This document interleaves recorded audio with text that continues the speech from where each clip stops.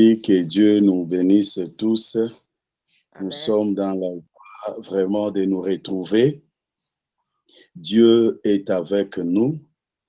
Il a permis, en fin de compte, que nous puissions être ensemble pour partager la parole de Dieu. J'ai béni le Dieu de mon Père. J'ai béni mon Père pour le travail qu'il a fait. C'est un grand travail et j'assistais le mercredi sur la conclusion ou la manière dont il était en train de chuter. Et il était tellement... il a tout donné, donné même son cœur. Et là, je me suis dit, ah, il faut que nous puissions faire attention. Parce que le Seigneur nous interpelle. Le Seigneur nous rappelle ce message. Alors nous ne pouvons pas fermer, nous bloquer. Nous sommes appelés à pouvoir travailler dans la sacrificature d'Élohim, c'est très important. Vraiment, que Dieu soit loué, que Dieu soit glorifié. Encore une fois de plus, nous rendons grâce à Dieu, que le Dieu de mon Père nous bénisse encore davantage. Vous qui nous écoutez en ce moment, que Dieu vous bénisse aussi, parce que Amen. il est Amen.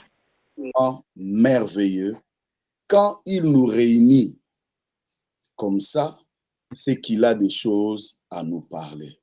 Certaines choses, ça peut être déjà entendu, mais le Seigneur sait comment l'embellir, le Seigneur sait comment le oindre pour apporter plus de bénédictions.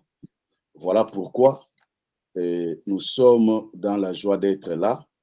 Je vais te demander, bien-aimé dans le Seigneur, de nous écouter attentivement parce qu'il y a des petites choses qui peuvent vous être utiles. Alors, si vous êtes un peu distrait, peut-être vous n'allez pas nous saisir. Mais nous voulons vraiment que nous puissions aller ensemble, nous plonger dans la parole de Dieu, que la gloire, que l'honneur reviennent à notre Dieu. Papa a parlé sur la sacrificature d'Élohim et il nous est demandé de compléter la suite des temps de la rédemption, c'est-à-dire la sacrificature d'Élohim et la suite du temps de la rédemption. Alors, ce n'est pas facile d'introduire, mais par la grâce de Dieu, nous nous recommandons à sa grâce qu'il puisse vraiment nous parler et nous donner ce qu'il nous faut parce que nous en avons besoin. Je vais rapidement que nous puissions rentrer dans les Écritures, dans Actes des Apôtres, chapitre 1er.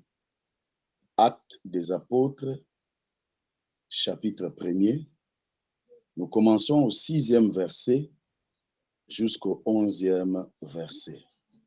La Bible dit, « Alors les apôtres réunis lui demandèrent, « Seigneur, est-ce en ces temps que tu rétabliras les royaumes d'Israël? » Il leur répondit, « Ce n'est pas à vous de connaître les temps ou les moments que le Père a fixés de sa propre autorité.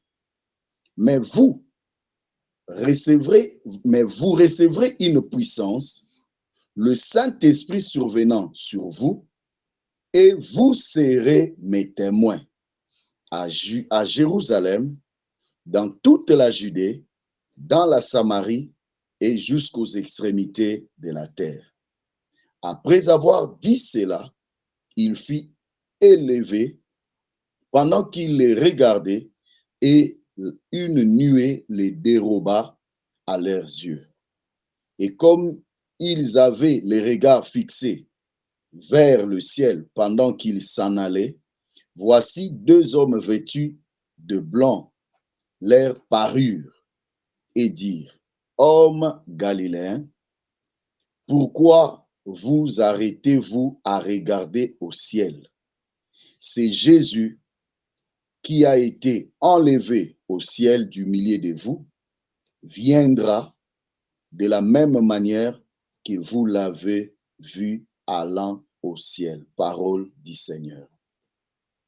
Amen. Amen. Amen. Bien-aimés dans le Seigneur, nous entrons dans ce contexte où le Seigneur ressuscitait au moment où il voulait partir. Le disciple ou les apôtres avaient une préoccupation. Leur préoccupation était par rapport au temps qu'ils étaient en train de traverser. En Israël, c'était des moments difficiles qu'ils étaient en train de traverser. Les enfants d'Israël se retrouvaient sous la domination des Romains.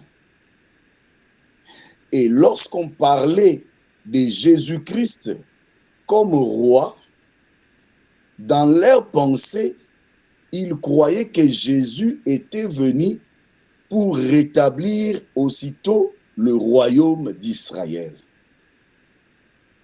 Nous connaissons ce qui se passe. Je prends l'exemple du Congo.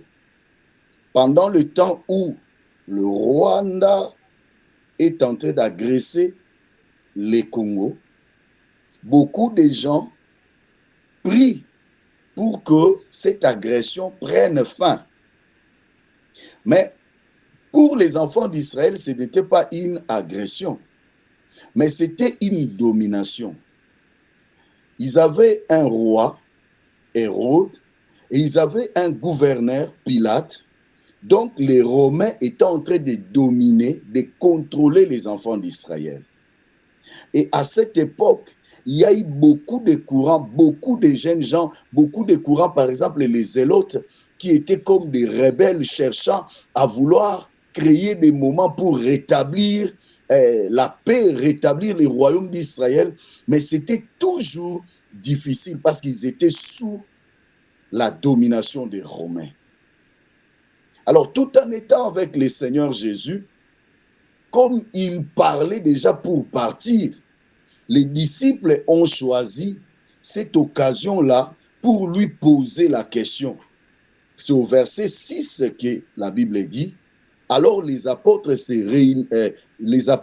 réunis lui demandèrent, Seigneur, est-ce en ces temps que tu rétabliras les royaumes d'Israël? Mais Jésus leur donne la réponse.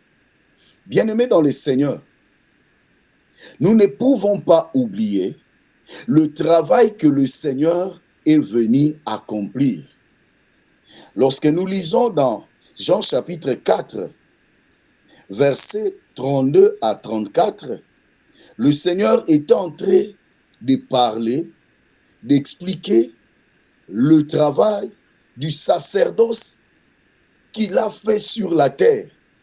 Il a exprimé, il a fait le travail de Dieu, il a fait la sacrificature. Bien-aimé, il a tellement bien fait cela que il était dans la joie de parler toujours de la sacrificature. La Bible dit, mais il leur dit, le verset 32, il leur dit, j'ai à manger une nourriture que vous ne connaissez pas. Les disciples se disaient donc les uns les autres, quelqu'un lui a-t-il apporté à manger? Jésus leur dit, ma nourriture est de faire la volonté de celui qui m'a envoyé et d'accomplir son œuvre. Bien-aimés, nous sommes appelés. Bien-aimés, nous devons savoir la raison de notre existence. Avant d'entrer dans les réponses que Jésus, dans la réponse que Jésus a donnée aux disciples, j'aimerais t'interpeller. Écoutez, nous avons été créés pour adorer Dieu.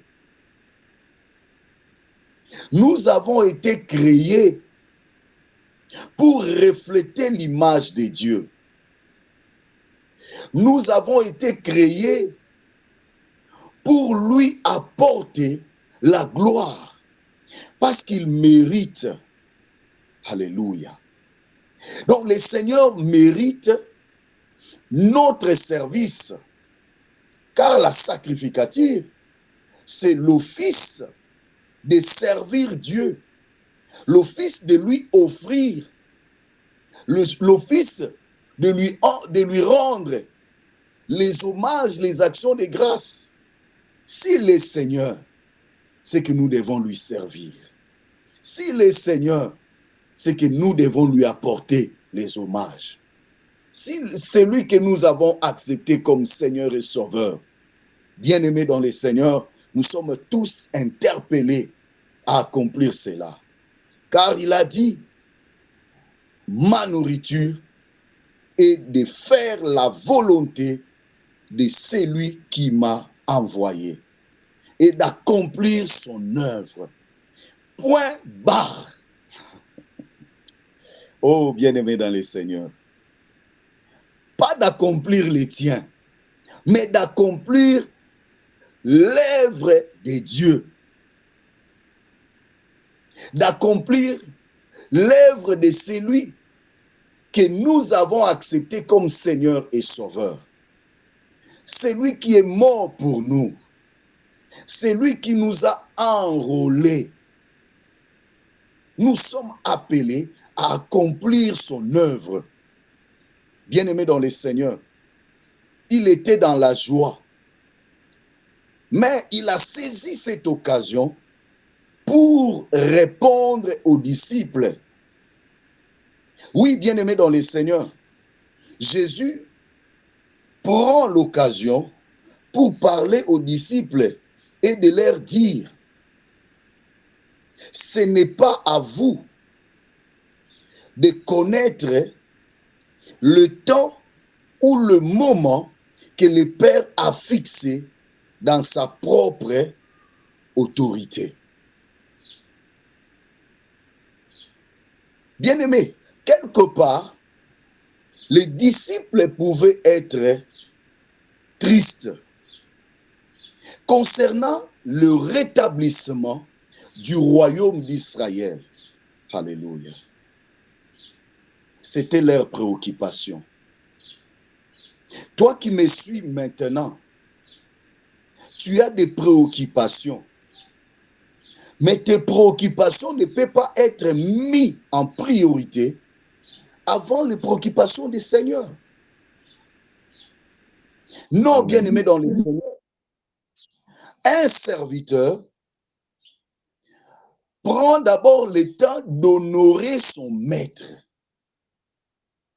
Tes revendications à toi viendront après. Le Seigneur sait que vous avez besoin. Comme les apôtres, ils avaient besoin de comprendre, non, de la restauration, de la délivrance. Ils avaient besoin de vivre, de voir la gloire de Dieu. Nous avons tous besoin de voir la main de Dieu.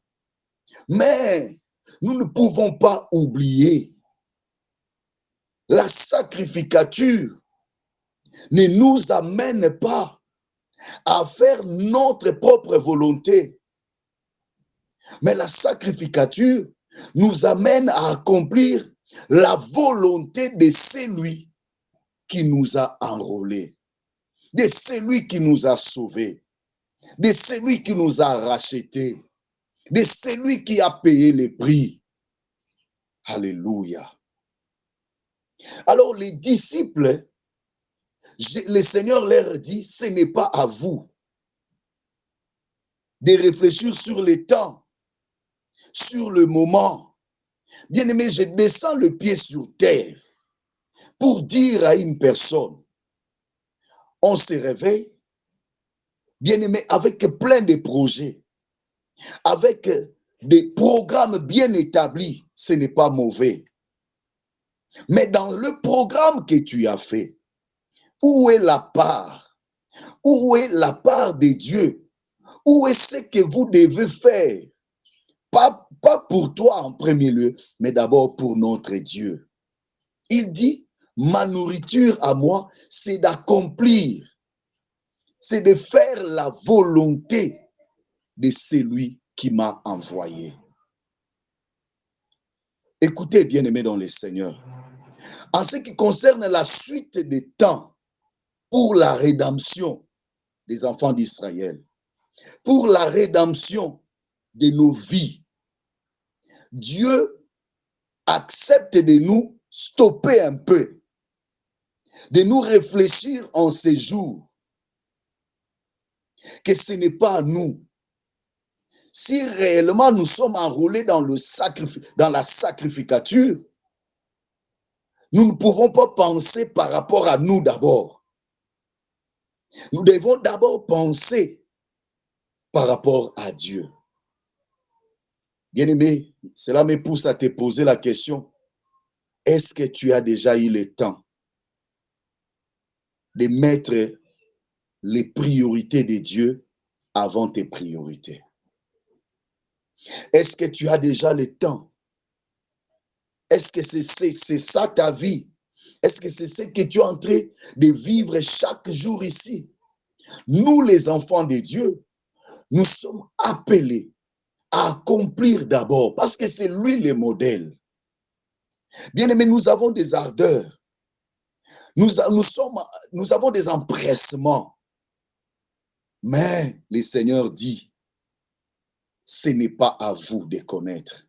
En ce qui concerne vos besoins, d'abord, nous avons des choses à accomplir. Que le Seigneur soit béni. Quelqu'un peut acclamer pour la gloire de notre Dieu. Amen. Amen. Alléluia. Amen. Amen. Amen. Donc, le Seigneur dit, au lieu de penser d'abord en ce qui concerne le rétablissement d'Israël, ce que vous devez commencer à penser premièrement, c'est le rétablissement du royaume de Christ. Ah, c'est ça le langage de Jésus. Vous devez d'abord commencer à penser sur le rétablissement, l'installation du royaume de Christ sur la terre. Je vais être clair. Quand nous parlons du royaume, un royaume doit avoir un territoire. Mais par la suite, vous allez comprendre ce que je suis en train de dire. Donc, notre Seigneur est en train de leur dire, au lieu de penser du royaume d'Israël, pensez au royaume de Christ. Écoutez, celui qui était venu n'était pas une simple personne. Celui qui était venu, la Bible dit, on devait l'appeler roi des rois, roi de Salem, le seigneur des seigneurs. Il était le roi des rois. Bien-aimé, le peuple d'Israël n'avait pas la compréhension large de la pensée de Dieu. Écoutez, bien-aimés dans le Seigneur, si nous voulons penser à notre pouvoir, à notre règne, bien-aimés, nous nous trompons, comme les enfants d'Israël. Pendant qu'ils étaient en train de penser au royaume d'Israël, mais ils avaient oublié, le royaume d'Israël peut exister, mais peut-être avec des problèmes. Alléluia. En d'autres termes, le bien que tu peux chercher, toi tu peux croire que lorsque j'aurai telle chose, lorsque je serai à tel niveau, oui, c'est à ce moment-là que j'aurai la paix. Mais laisse-moi te dire, il n'y a pas la paix dans tout ce que nous avons ici sur la terre. Bien-aimés, les choses de ce monde, les biens de ce monde, les gens de ce monde ne pourront jamais nous donner ce que Jésus peut nous donner. Oh, j'aimerais te dire, Oui. nous avons besoin de celui qu'on appelle le prince de paix. Lui, quand il vous donne la paix, bien aimé, cette paix-là est calme. Tu seras calme. Tu vas te réjouir. Tu vas te réjouir. Tu seras en paix. Tu seras dans la joie.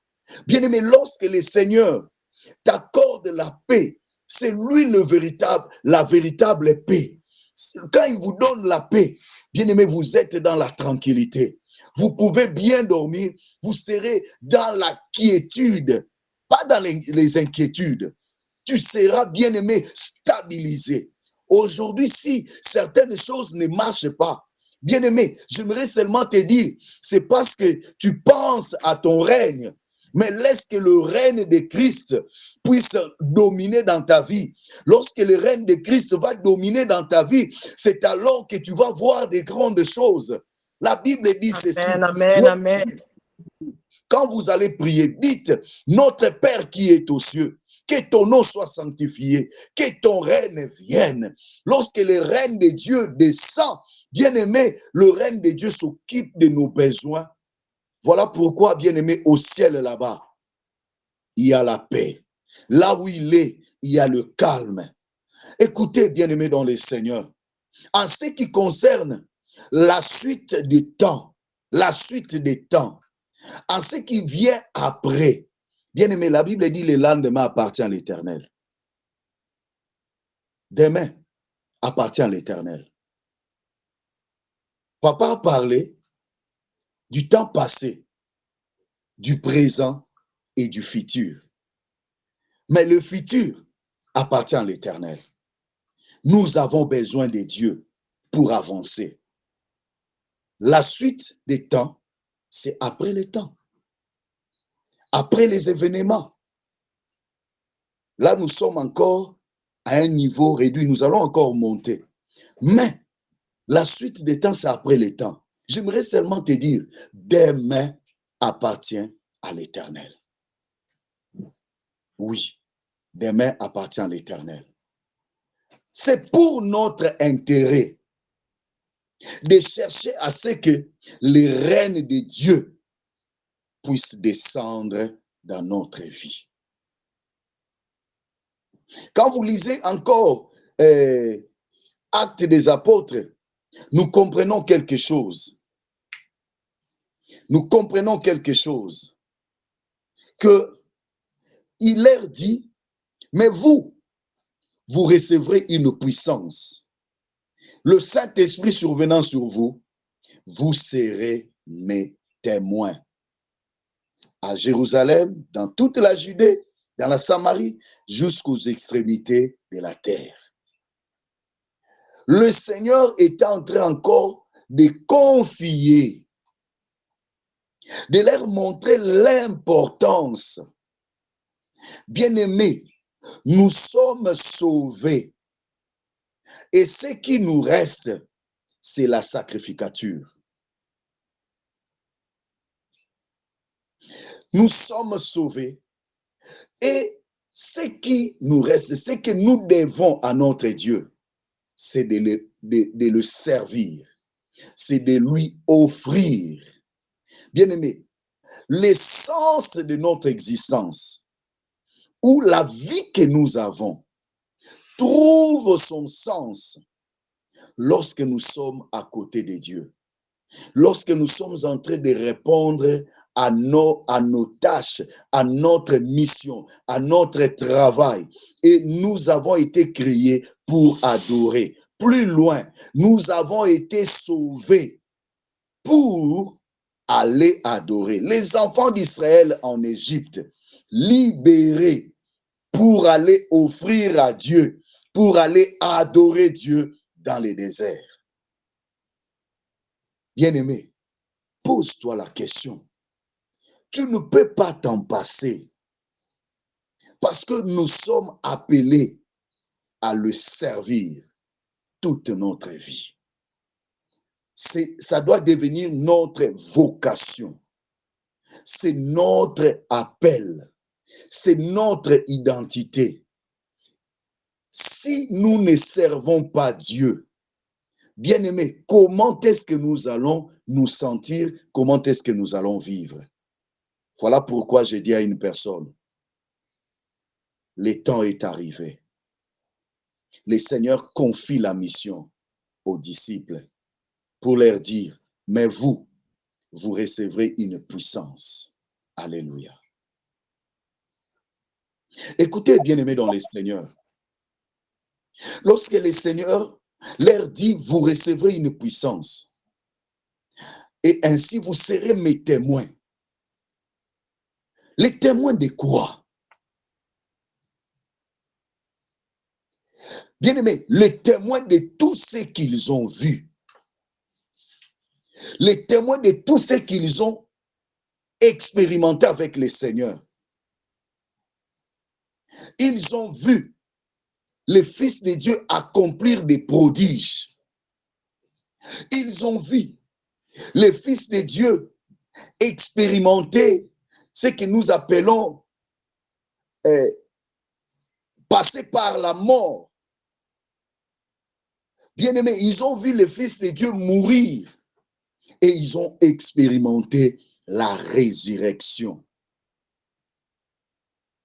Nous devons témoigner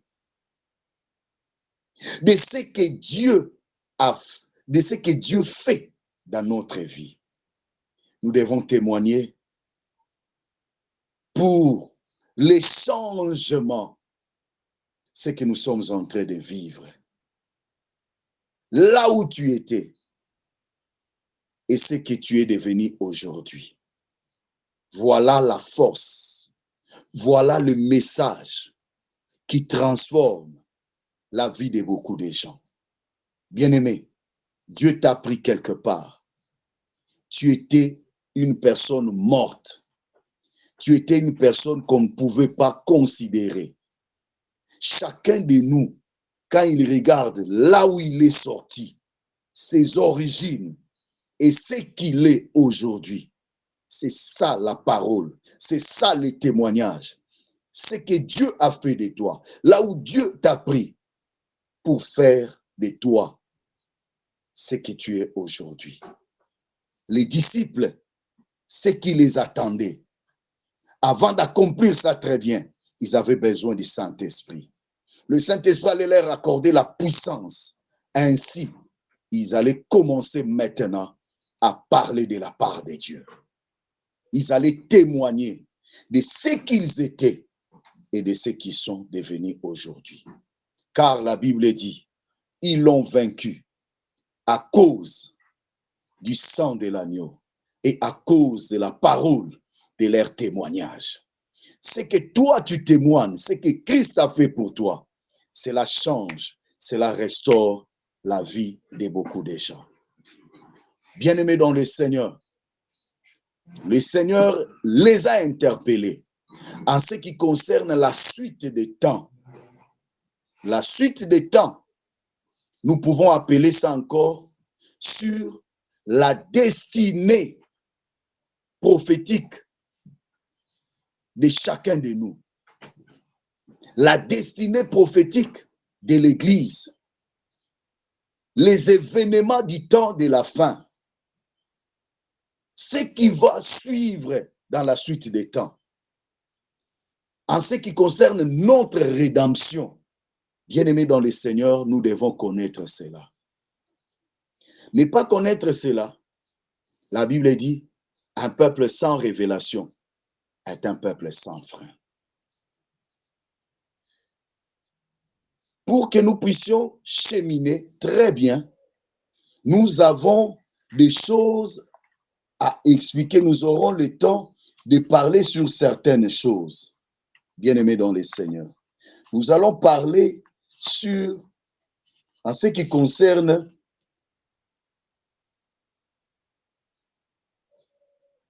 le royaume de Dieu sur la terre, mais spirituellement. Ça, c'est la première des choses. Nous allons parler du royaume de Dieu sur la terre spirituellement.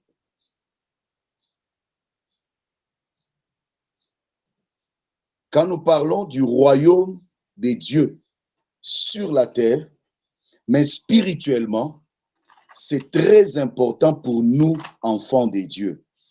Parce que le royaume des dieux spirituellement sur la terre nous pousse à comprendre que le Seigneur, pendant qu'il parlait, il avait décrit certaines choses auxquelles nous ne pouvons pas oublier ou mettre de côté. Alors, nous allons prendre la parole de Dieu dans Matthieu.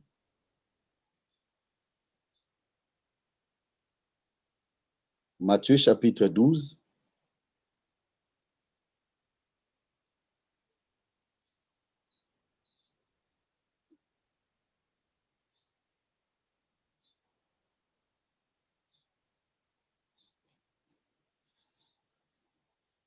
Nous lisons le 28e verset, la Bible dit, « Mais si c'est par l'Esprit de Dieu que je chasse les démons, si c'est par l'Esprit de Dieu que je chasse les démons,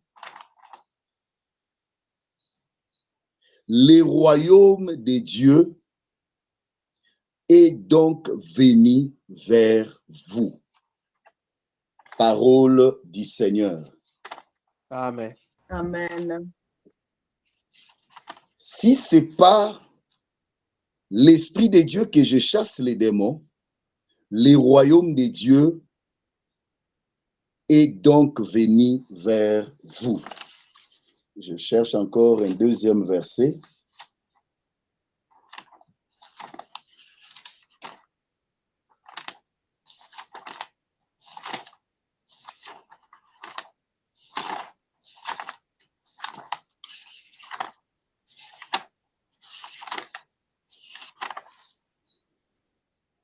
Deuxième verset, nous allons le lire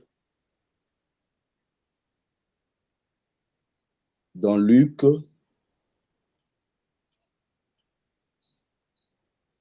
Nous allons le lire dans Luc.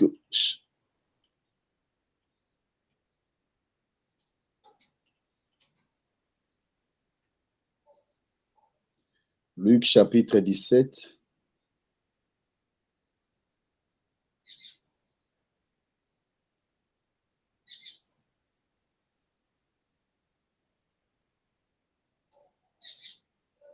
Le verset 21. Nous lisons dans le nom de Jésus. Il est écrit, « On ne dira point, il est ici ou il est là, car voici, le royaume de Dieu est au milieu de vous. » Pendant que les disciples cherchaient à ce que le royaume d'Israël puisse être rétabli, mais le Seigneur avait la pensée, les soucis, que les disciples puissent comprendre que pendant ce temps, le royaume de Dieu est déjà venu vers vous. Bien-aimés, dans la suite des temps, la première étape de la suite des temps, avant que nous puissions parler de l'enlèvement, nous devons d'abord parler du temps où le royaume de Dieu est venu sur la terre. Nous voulons dire ceci. Le royaume de Dieu sur la terre est seulement spirituel, non physiquement. Pourquoi? Parce que lorsque nous allons dire que le royaume de Dieu est physiquement sur la terre, nous aurons besoin de voir des territoires. C'est où? C'est dans quel territoire? C'est dans quel continent? Nous allons vouloir chercher où est le royaume de Dieu. C'est dans quel continent? Mais bien aimé dans le Seigneur, Nous parlons du royaume de Dieu qui est venu vers nous, qui est au milieu de nous sur le plan spirituel. J'aimerais dire à un enfant de Dieu que la première étape de la suite des temps, c'est d'abord le royaume de Dieu qui est sur la terre spirituellement, auquel tous les enfants de Dieu doivent appartenir. Jésus lui-même dit, si c'est par l'Esprit de Dieu que je chasse les démons, c'est que le royaume de Dieu est venu vers vous. Bien-aimés dans le Seigneur, pendant le temps que le diable est en train encore de contrôler les choses, pendant le temps que le diable, les hommes sont en train de faire la loi sur la terre, mais je dis à un enfant de Dieu, sur le plan spirituel, dans la suite des temps, c'est-à-dire après que Jésus puisse partir, nous qui sommes restés sur la terre, nous sommes encore en train de vivre la présence spirituelle de son royaume. Et je dis à un enfant de Dieu qu'il faut faire partir de ce royaume.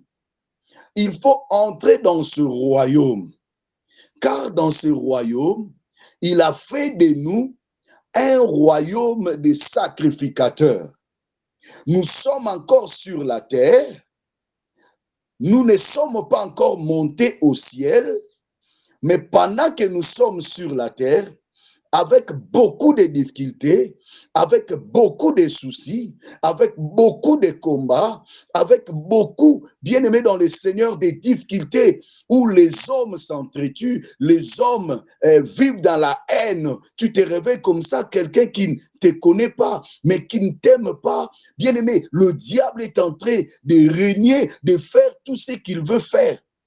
Mais pendant ces temps-là, le royaume de Dieu est encore sur la terre en train de s'organiser.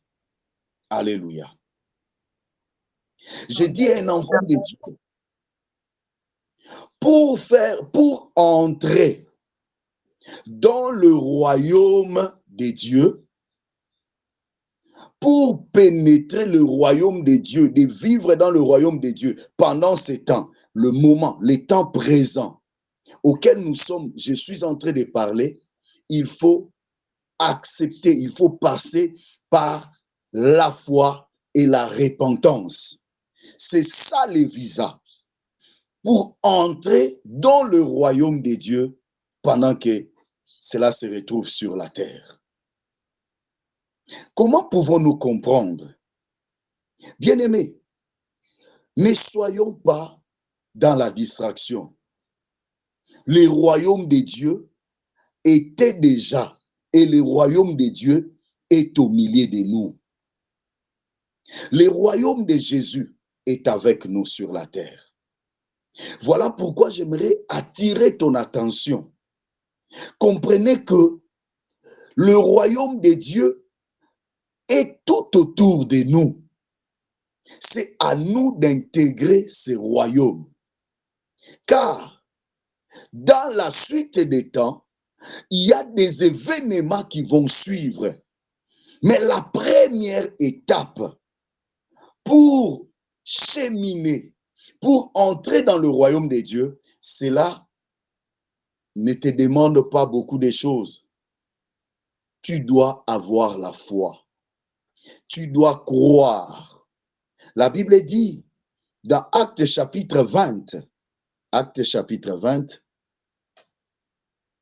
je vais lire cela, Actes chapitre 20, le verset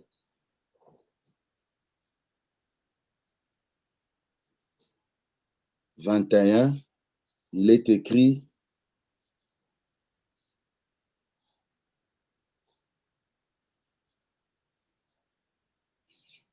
je commence au verset 20, la Bible dit: Vous savez que je n'ai rien caché de ce qui vous a été utile et que je n'ai pas craint de vous prêcher et de vous enseigner publiquement dans les maisons, annonçant aux Juifs et aux Grecs la repentance envers Dieu et la foi en notre Seigneur Jésus-Christ. Bien-aimés, nous sommes en train de faire ce travail-là. La première des choses que j'aimerais que tu puisses retenir, le royaume de Dieu sur la terre est juste comme une ambassade. Le royaume de Dieu sur la terre, c'est la représentation du royaume de Dieu qui est au ciel. Bien-aimés dans le Seigneur, nous devons comprendre que nous qui sommes sur la terre, nous sommes en train de représenter le royaume de Dieu qui est au ciel. Voilà pourquoi la Bible parle de nous comme ambassadeurs. Nous pouvons lire cela dans 2 Corinthiens chapitre 5. 2 Corinthiens chapitre 5. Nous lisons à partir du verset 19. Car Dieu était en Christ, réconciliant les mondes avec lui-même, en n'imputant point aux hommes leurs offenses. Et il a mis en nous la parole de la réconciliation. Nous faisons donc les fonctions d'ambassadeurs pour Christ, comme si Dieu exhortait par nous. Nous vous en supplions au nom de Jésus-Christ, soyez réconciliés avec Dieu. Bien-aimés, nous n'avons plus beaucoup de temps. Nous devons travailler. Nous devons faire l'office du sacrificature. Nous devons travailler pour notre Dieu. De la même manière, le Seigneur Jésus-Christ a parlé que sa nourriture à lui, c'est d'accomplir la volonté de celui qui l'a envoyé. Écoutez, peuple de Dieu, un ambassadeur qui représente son pays, nous qui sommes sur la terre, nous sommes en train de représenter le ciel. Nous sommes en train de représenter le royaume de Dieu. Nous sommes encore sur la terre. Bien-aimés, nous faisons fonction des ambassadeurs pour Christ. Un ambassadeur ne fait pas les choses par rapport à sa volonté. Un ambassadeur fait les choses ou accomplit des choses du pays auquel il est venu. Si nous sommes en train de représenter Jésus, de représenter le royaume de Dieu sur la terre, nous sommes appelés à parler du royaume de Dieu sur la terre. Nous sommes appelés à représenter notre royaume. Comment est le royaume de Dieu au ciel? Bien-aimés dans le Seigneur, Jésus disait que le royaume de Dieu, que le règne de Dieu vienne, que la volonté de Dieu s'accomplisse. Un bon ambassadeur, il n'accomplit pas sa volonté. Voilà pourquoi le Seigneur Jésus-Christ, pendant qu'il était sur la terre, il n'a cessé de le dire, de l'expliquer, que j'accomplis seulement la volonté de celui qui m'a envoyé. Bien-aimé dans le Seigneur, as-tu reçu Jésus comme Seigneur et Sauveur, est-ce que tu prends soin de représenter le royaume de Dieu sur la terre? D'ailleurs, je me pose aussi la question, es-tu passé par la foi et la repentance en Jésus-Christ pour hériter le royaume? Si tu es passé par là, mais fais-tu fonction? Bien-aimé, lorsqu'un ambassadeur représente son pays, il garde, il ne peut pas ternir l'image de son pays. Ici, tel que nous sommes sur la terre, réellement nous devons avoir porté l'image du royaume de Dieu. Regarde ce que Jésus a fait. Il n'a accompli que la volonté de Dieu. Et pour comprendre la volonté de Dieu se trouve dans sa parole. Il n'a cessé de faire office. Il n'a cessé de vivre dans la sacrificature. La sacrificature pour Jésus n'était pas un poids. Aujourd'hui, beaucoup d'enfants de Dieu ont du mal à faire office, à représenter le royaume de Dieu dans chaque coin, dans chaque recoin. Pendant que les gens ne sont pas là, est-ce que tu respectes, tu fais fonction? Est-ce que tu respectes la sacrificature?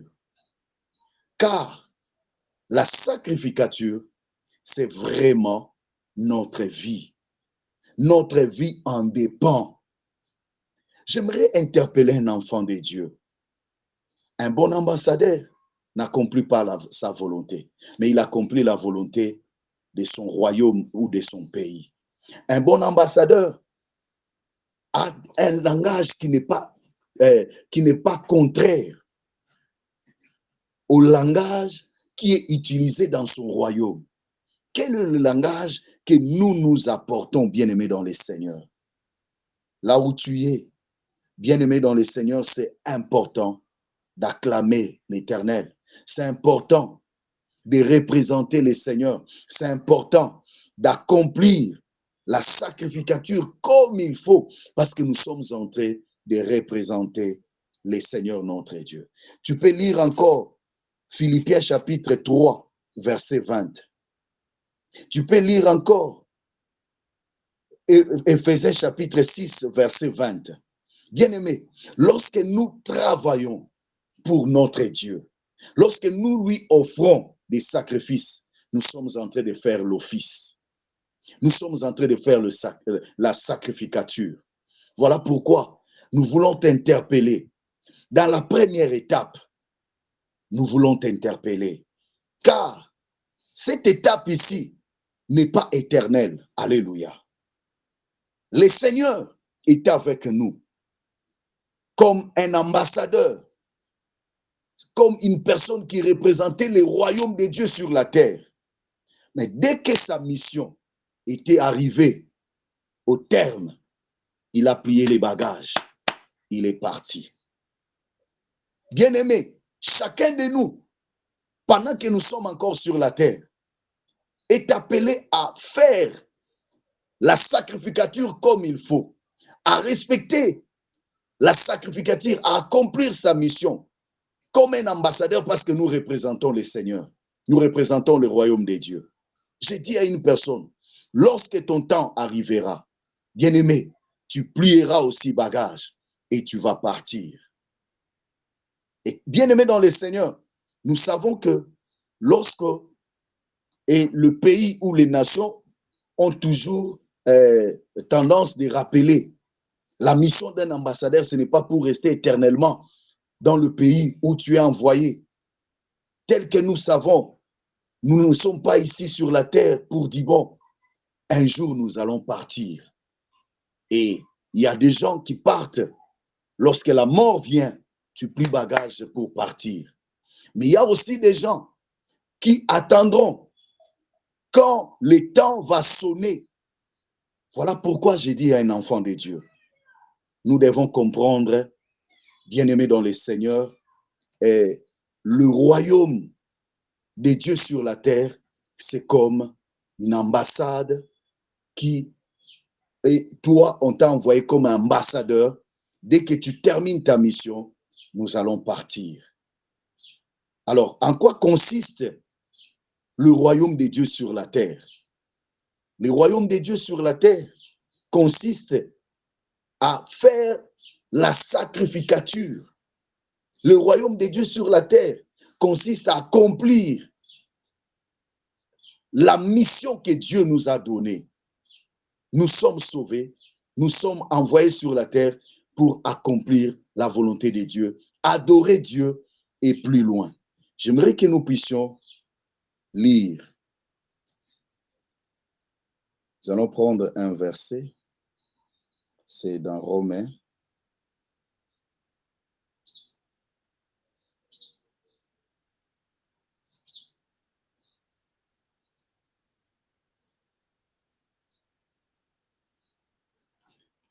Romains, je vais m'excuser. Romains chapitre 14, nous lisons le 17e verset. La Bible dit, car le royaume de Dieu, ce n'est pas le manger et le boire, mais la justice, la paix et la joie par le Saint-Esprit. Le royaume de Dieu, ce n'est pas dans le manger et le boire. Bien-aimés, le royaume de Dieu ne consiste pas dans le manger et dans le boire, mais le royaume de Dieu consiste dans la justice, dans la paix et dans la joie. C'est différemment, bien-aimés dans le Seigneur. Le royaume de Dieu, ce n'est pas de rester sur la terre en train de festoyer, manger, boire le matin. Non, le soir, s'enivrer. Non, non. Le royaume de Dieu, c'est accomplir la justice, vivre la paix et la joie par le Saint-Esprit. Bien-aimés, toutes ces choses, nous l'avons par le Saint-Esprit. Écoutez, bien-aimés dans le Seigneur, si jusqu'aujourd'hui, pour que tu puisses vivre le royaume de Dieu sur la terre, ou vivre la paix, la joie, cela doit venir de certaines choses, doit venir de l'alcool, doit venir des femmes, doit venir du travail, doit venir de l'argent. Bien-aimé, tu te trompes. Le royaume de Dieu sur la terre, bien-aimé, c'est la justice, la paix, la joie qui nous vient par le Saint-Esprit. Bien-aimé dans le Seigneur, nous savons que nous sommes des ambassadeurs et qu'un jour, nous partirons. Le temps que nous sommes ici, c'est pour traiter les affaires de notre Dieu. Car Jésus a dit, pendant que je suis là, laissez-moi accomplir les œuvres de mon Père. L'œuvre de mon Père, accomplir cela. J'aimerais te dire, l'Église partira. Je vais prendre un verset dans Nombre chapitre 17. Nombre chapitre 10. C'est par là que nous allons chuter. Nombre chapitre 10.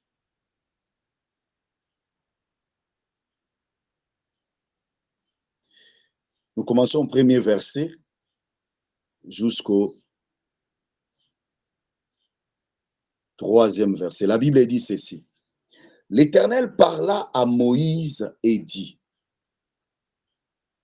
fais-toi 2 trompettes d'argent.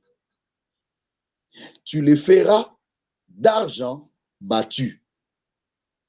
Elles te serviront pour la convocation de l'assemblée et pour les départs des camps. Quand on en sonnera, toute l'assemblée se réunira auprès de toi à l'entrée de la tente d'assignation. Alléluia.